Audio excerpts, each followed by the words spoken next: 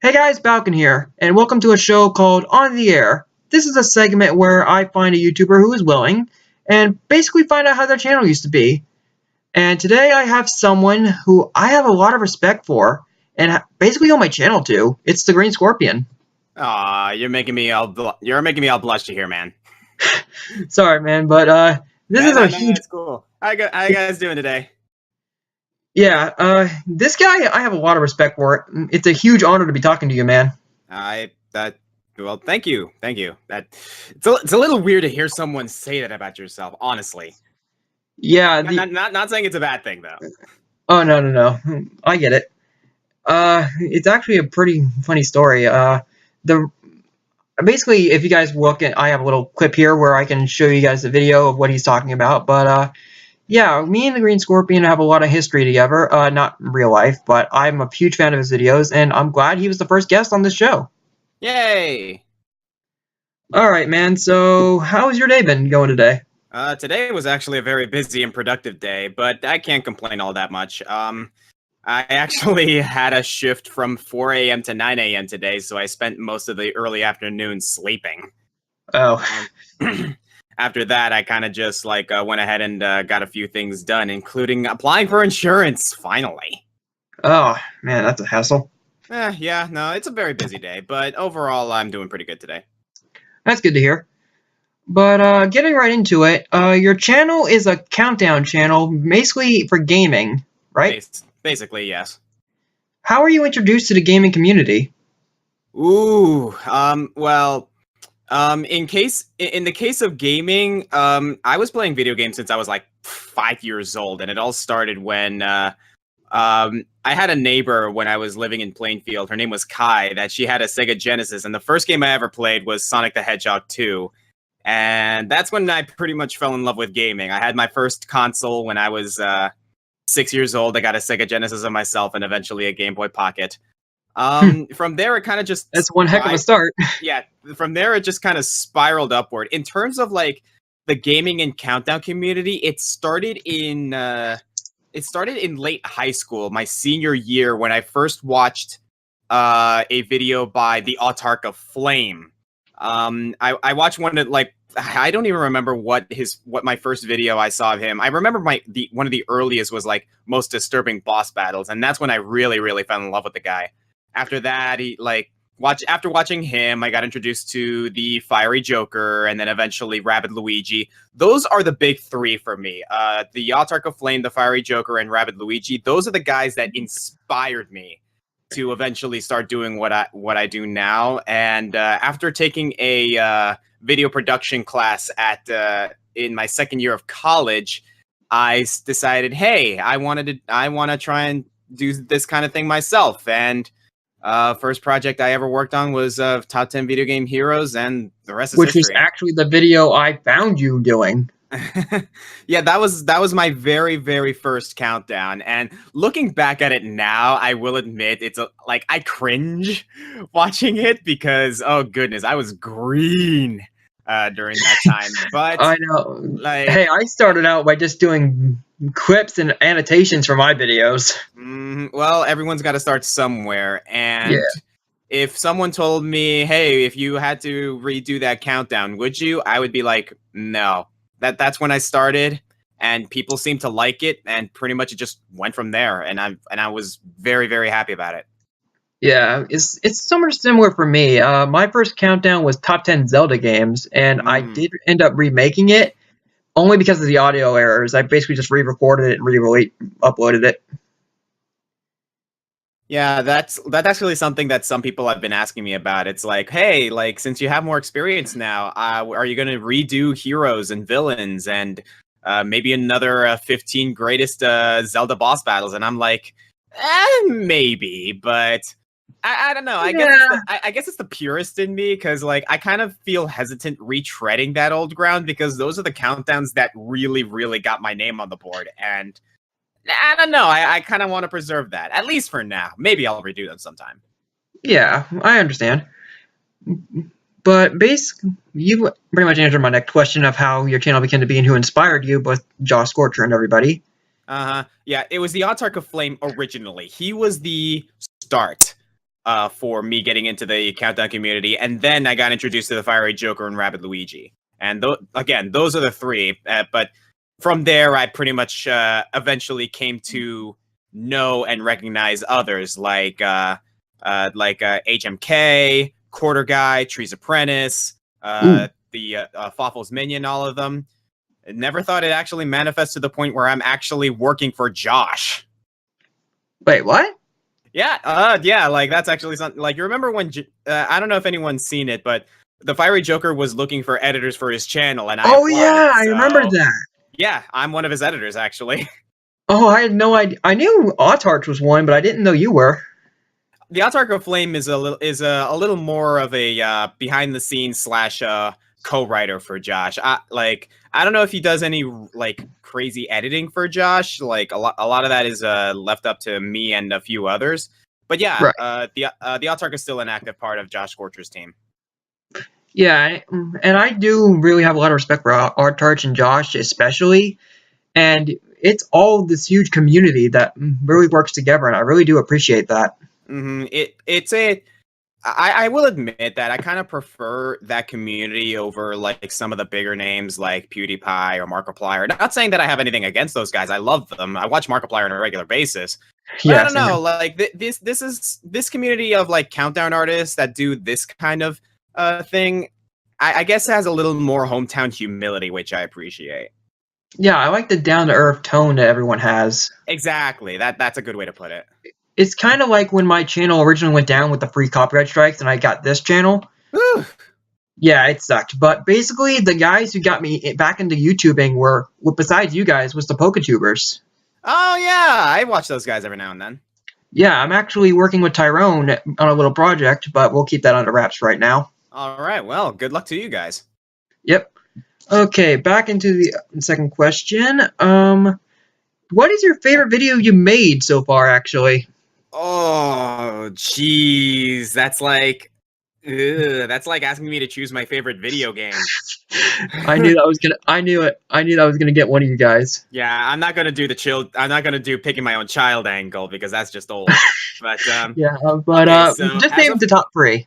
Top it doesn't have to be three. Doesn't have to be in any order. Yeah. Well, recently I did top 10 dragons, which was amazing. Thank you. It was like in my opinion, one of the best I've ever done. But if I had to choose my personal favorites that I've ever done, one of them is definitely top 10 video game skeletons. Oh my gosh, I love that video. Like Comic Foil and I went into the nitty gritty with the research on that one, and I'm so happy about it. It was easily my best of Monster Month, in my personal opinion. Right. Another really good one for me was. It'd have to be tragic boss battles. Oh, that was a different take. Like that was a topic I thought of at the time, and like it was a bit of a different take on like how we view boss battles as a whole, like more of as a narrative device instead of like just a simple gameplay mechanic. I loved making that countdown. Like a lot of it was just like the scripting. Again, Comic Foil is actually responsible for a lot of my scripting. He does amazing work. I would never print. I would never print and make a countdown without him from now on. But yeah, like tragic boss battles was definitely another one. And if I had to choose a third, off the top of my head, it would be the top 10 my top 10 least favorite Fire Emblem characters.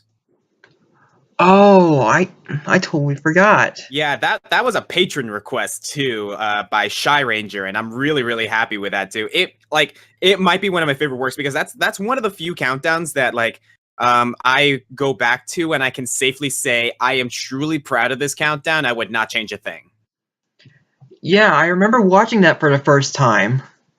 It was a lot of fun. Those three would probably be like off the top of my head anyway, the peak of like what I feel was like the heights of my accomplishments. Like I've had not that I don't think lowly of some other countdowns that I've done. Obviously there are countdowns or videos that I see in the past that I'm like, ugh, I wish I did that differently. But overall, those are the three that I feel like if anyone's going to watch a video of the Green Scorpion and nothing else on my channel, I would hope it's one of those three. Yes, that's actually a really good point. That's how I see it. Yeah.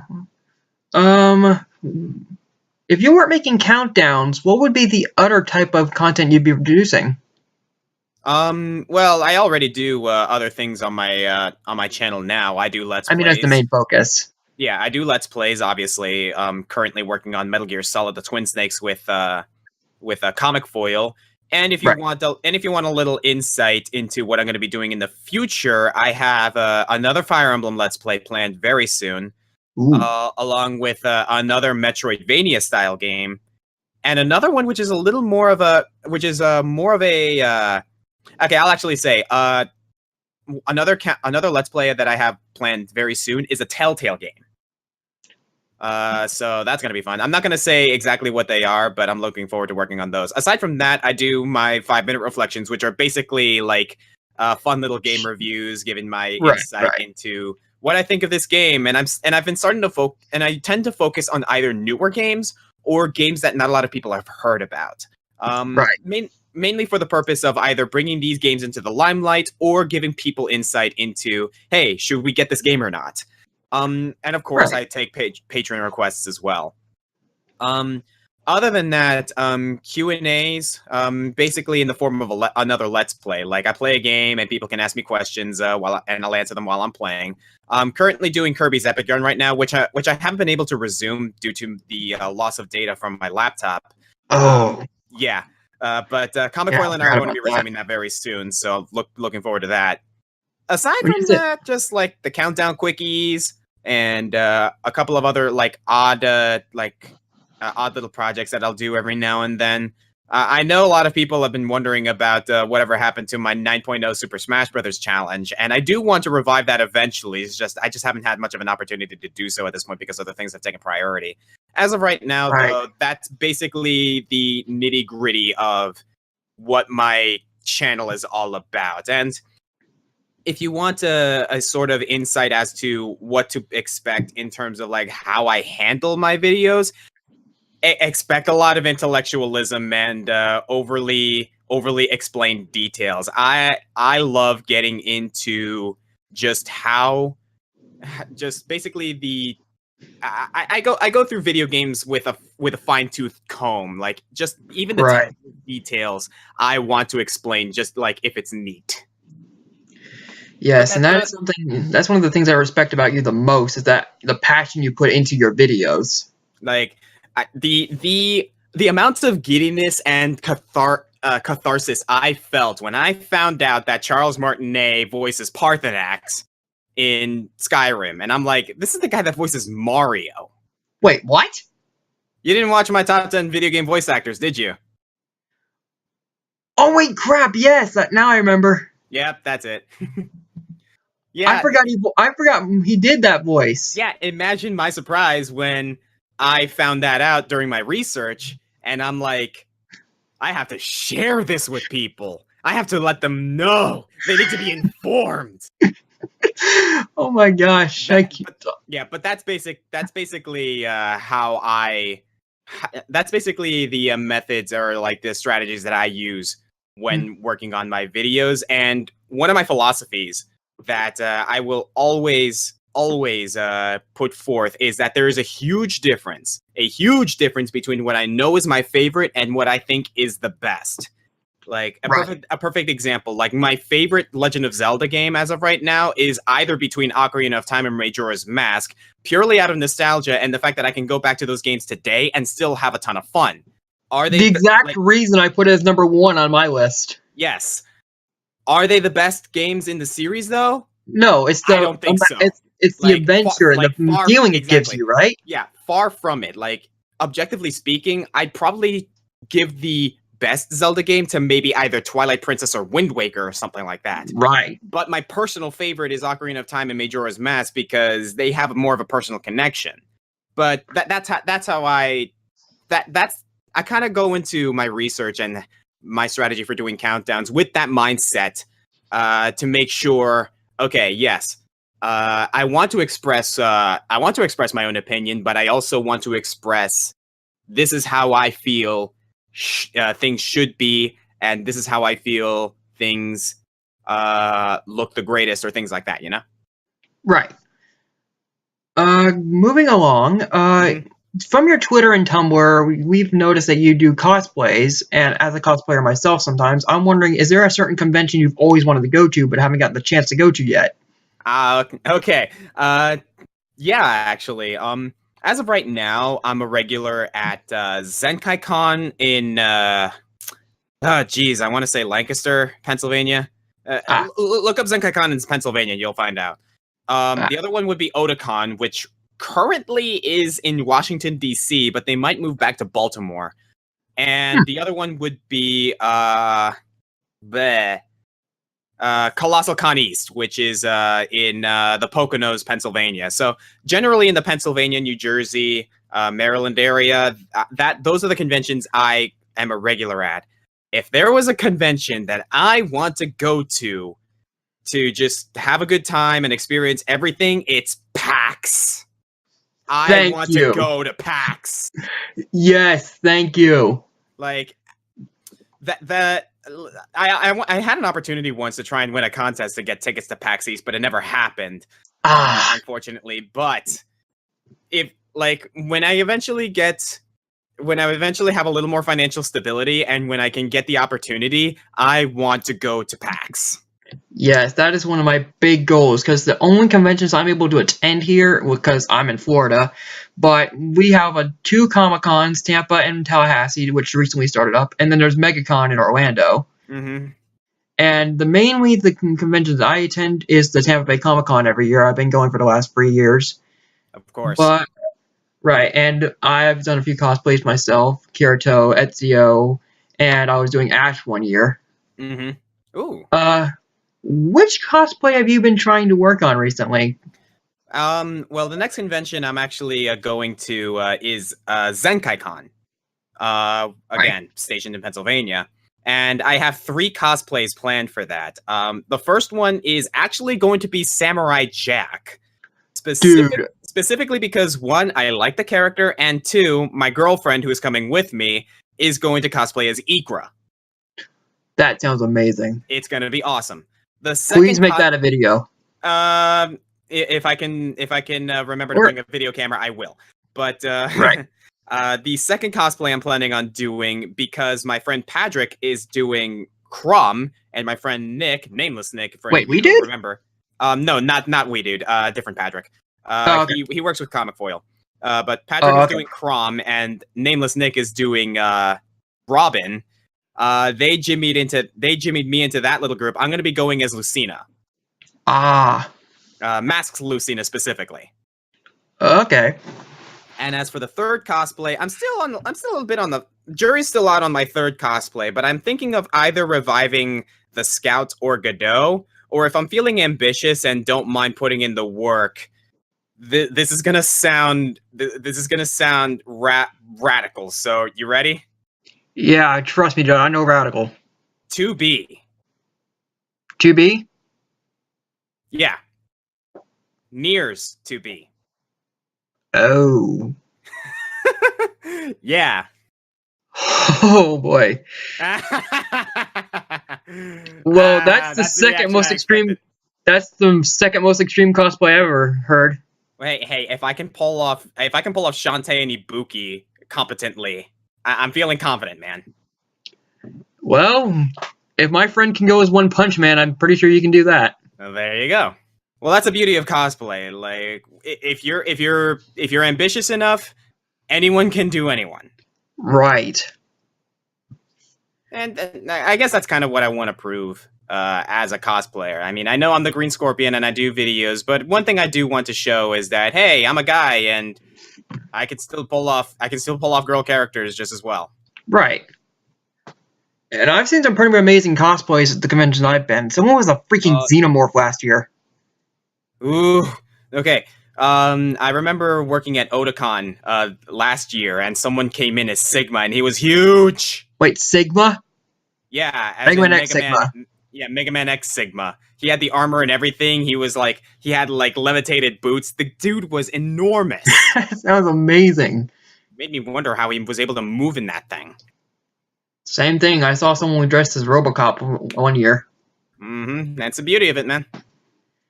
Who was the cosplayer I was with last year? Trying to remember. One moment. Trying to see something real quick. Yeah, go for it. Oh yeah, the professor from Jurassic Park? Yes. There was an exact perfect replica. I'm gonna put it up on screen right now. Here it is. But this guy was perfect. He had every detail right. Whew. Age, the staff, the clothes, everything was amazing. He even had the voice. Oh. This guy Yeah, was. Me and my girlfriend were walking by and we saw him. And our jaws dropped. Yeah, no, there are moments when I'm going through a convention, I see a cosplay and I'm like, oh my god, that is amazing. I remember recently that happened to me when I saw this amazing Uncle Iroh. Oh my god. It's a fun thing to do. Like I definitely enjoy cosplay a lot. Right. I think the best cosplay that was at the last year's Comic-Con, someone dressed up as a box snake. Yeah, every 3 seconds he would peek out of the box and take like a step, and he did that the whole time. That's cosplay dedication for you, man. Yeah, I'm gonna throw up another picture right here, boom. But this is basically what it was. Nice. Yeah, conventions are amazing. Mm-hmm. Alright, so really that's about it. There's just one more question I had for you. Yes, sir. It was, since I'm a small channel at the moment, and there are a lot of other small channels that are looking up to people like you, Josh Scorcher, and I was wondering if you had any advice for us. Huh. See, that's a tough one. Like us countdown artists actually get that question asked to us more often than you might think.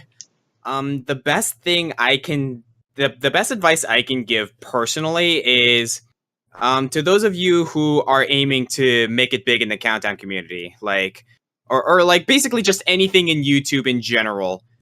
If there's one piece of advice I can give you, do what you know you want to do and love to do. And always keep in mind, like, guys like us who like have made a name for ourselves and are actually using YouTube as a source of income. The thing is, we went into this not thinking that we were actually going to make a profit out of it. That was never our primary reason for entering YouTube. If you ask the majority of like YouTubers why they got into YouTube, money is almost always never the answer. Yeah. Or almost never the answer. Basically, the best thing I can say is, if you're going to do YouTube, like, it doesn't matter if you start small or like go ambitious. Do what you want to do and do what you love, whether it's vines, countdowns, music videos, anything. Like, and when you post it on YouTube and you see that small little audience that is viewing your videos, like maybe if you see like the small amount of subscribers on your channel, you might get discouraged. Don't be. The best thing I can do is, if you love doing it, keep on doing it and keep on going at it. But most importantly, learn. As you do your videos, the more you do them, always keep in mind, what can I do better? How can I improve this? How can I make this look better and make this more fun for me? That's the big part. Right. And eventually, your dedicated subscribers will eventually tell their friends about it, and their friends will tell their friends, and it's just going to keep going on from there. If you're going into YouTube with the idea of getting famous or going into it for the money, or going into it because you need some professional experience, you're gonna hold yourself back, because focusing on those things prevents you, like, is going to hinder you from having the fullest, best time that you can have. Like, I remember some people who are still trying to do the whole YouTube thing, but I gotta keep on schedule, and I gotta get this project done. And I was like, dude, if you are struggling with a project and you start to feel maybe this isn't worth it, there's no shame in scrapping projects. There's no shame in missing deadlines. like obviously in the professional world that's different, but that's the professional world. In the world of YouTube, where we are free to do whatever we want, within reason, of course, but we are free to do whatever we want, do like showcase anything we can in whatever way we desire. There's no shame in holding back. There's no shame in delays. There's no shame in saying, let's just do this just for the heck of it. That's the whole point of YouTube. Yeah. So the best advice I can give is have fun.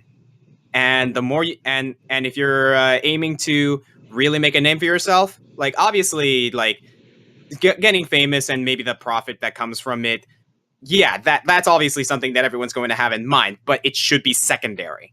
Right. If you're going to do YouTube, keep at it, keep having fun with it. If you start to feel like, this is getting a little chore, this is starting to become a chore, hold back a little bit, take a break. There's no shame in that. Right, and that's something that I respect about a lot of YouTubers. Number one rule when it comes to YouTube, have fun. Yeah. Like, have fun. That's the whole point of it, guys. Learn. Yep, that's pretty much all it is. I will admit that with the Patreons and the ad revenue I get from YouTube, I will admit it actually has given me an income that actually has allowed me to get myself out of a few financial scrapes. And you guys have no idea how much I appreciate that. That being said, it's not my primary reason for doing YouTube, and it most likely never will. And I'm okay with that. I do YouTube because I love doing it, and I love it when guys like Balkan, guys like you guys watching us conversing right here, you guys, when you come in, watch our videos and comment and like and comment it and say, hey, you guys do amazing work. That is the best thing ever. Yes, I've had people talk about that. Oscar's had people talking about that. We love your feedback, and we love you guys. Yeah, even the negative feedback. Like, if you guys are gonna troll us, here's the thing: YouTubers, like, when you go into it, you're gonna get haters. So, another piece of advice: don't feed the haters. But if you're going to, have fun with it. Yes, I've trolled many trolls. Like, it comes to a point where, hey, like, if he's gonna, that's the thing. No publicity is bad publicity. If someone is flaming you, that's publicity for you. Yeah, I've actually given people some advice like that. And hey, if your video is getting dislikes, that's gonna get into recommendations somehow. Yep, it's like people are still gonna share it. People, like, the notifications are gonna keep on piling up. But yeah, at the end of the day, have fun with it. Keep at it if you so desire, and just don't ever get discouraged. Even if your countdown, or even if your subscriber count or things like that is small, don't get discouraged. Just keep at it, and yeah, that's pretty much it. All right then. It has been a huge honor having you. Thank you very much, Balkan. It was fun. It was fun being here. All right. And with that, I'm Balkan. I'm the Green Scorpion. And we'll see you guys next time.